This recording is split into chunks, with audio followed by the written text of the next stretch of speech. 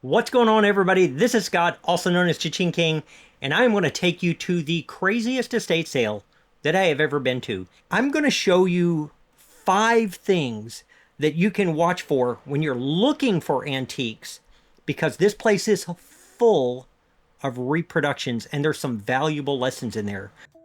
I am in a warehouse. It's 106 outside. It's probably 125 in here, 130. And I'm going to show you around. This is 70,000 square feet and everything goes.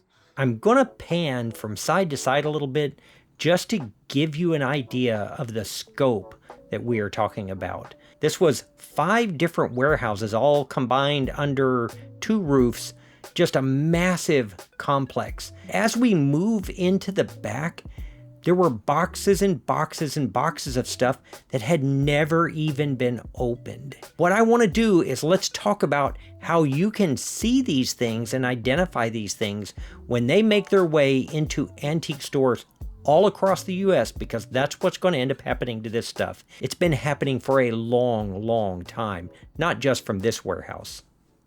The first thing we want to consider is that antiques have age and quality, and reproductions have no age and a lack of quality. So let's take a closer look. The first one I want to show you is this reproduction. It could be like a Rookwood or something like that, but it looks close to a Dom Nancy vase. I love the look of this until we get a little bit closer. And look at the bottom of it. There's no style to this. It looks rough cut. You can see the mill marks in it, and nothing looks hand done. Everything looks machine made. Let's compare that to this Dom Nancy vase. Dom Nancy is a very good brand. If you ever find it, this one should sell for $2,000 to $3,000. Everything looks fine.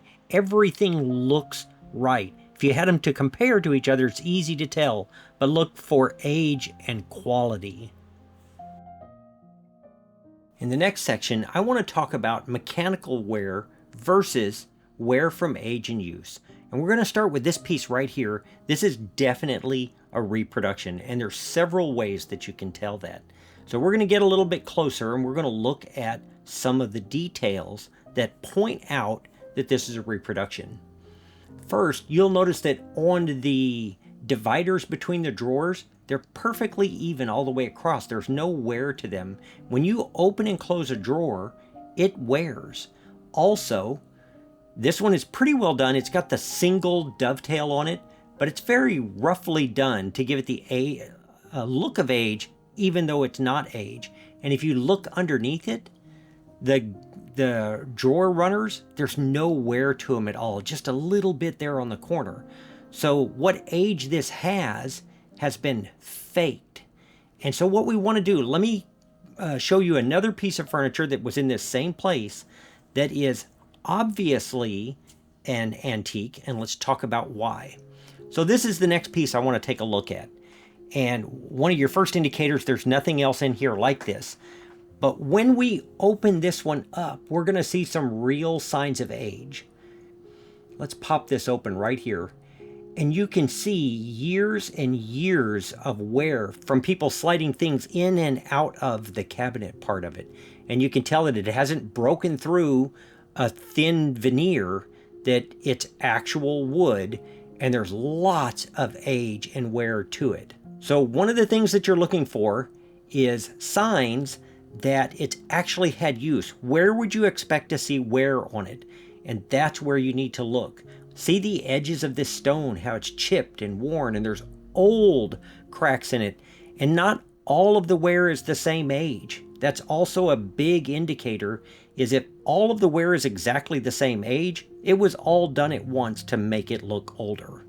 In this next section, I want to talk to you about removed stickers. Most reproductions are going to come with a mark on them. It's required in order to be an import for them to say where they're coming from. But keep in mind, a lot of them are using heirloom marks on the bottom, so they'll look original. And take a look at this one here, for example. I'm going to give you a great example. This is old hat pin holder, supposed to look like depression glass, and it's obviously marked.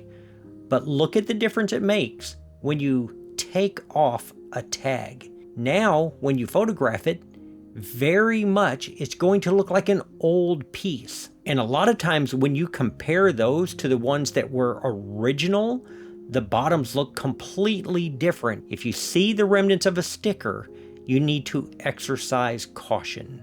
In this next section, when you see one reproduction and you're in an antique store, I want you to assume there's a high probability that the store has other reproductions in it. So like if I come across this horse and I see that it's made in China, I know this is a reproduction. There's no question at all. That's a reproduction made to look like an early American piece. The same with this Roseville. Right off, I'm looking at it, the colors aren't right. Fortunately, this place didn't remove the stickers. It says made in China, nice and clear on it. And you can just tell the colors are off and the paint job is very sloppy. It's just not an attractive piece, certainly not an original Roseville. And in doing so, when I know that there's these reproductions, when I'm looking down the aisles and I see all of these pieces that look fantastic and what looks like a ton of antiques all in one place, I'm going to be very skeptical as I move through here, and I'm going to be thinking, I know there's one reproduction, chances are there's many. And where there's many, I want you to assume they are all reproductions. This is a good example. If I found that in a store, I might think it's cool, but when I find the second one in a totally different location, and then a third one in another location, and this story continues throughout the place, I'm going to assume that everything in there is reproductions and they've tried to hide it by spreading them out.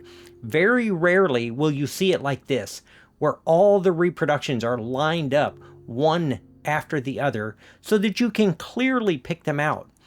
The people who are trying to hide the fact that they're reproductions will oftentimes take the sticker off, spread them out in the store where you don't see two of them together, because in the wild, it's rare to find two antiques that have survived together, much less lots of quantity in one place. If you follow those 5 rules, you'll have a head start on not getting taken advantage of. And most importantly for me, and hopefully for you, as resellers, we don't want to sell things that are not properly labeled and identified. I don't want to sell a reproduction as an antique, even if I could get away with it. And I know the people watching my channel don't either. So I hope you enjoyed this really radical tour of a really different kind of estate sale. In one of my upcoming videos, I'm going to go over YouTube again, and I'm going to talk about the amount of money I've made in the last 12 months, and it's going to end in a way that shocks you. You will not be expecting it. So that's it for this one. I appreciate you watching. I'm going to see you real soon on the next one. Bye.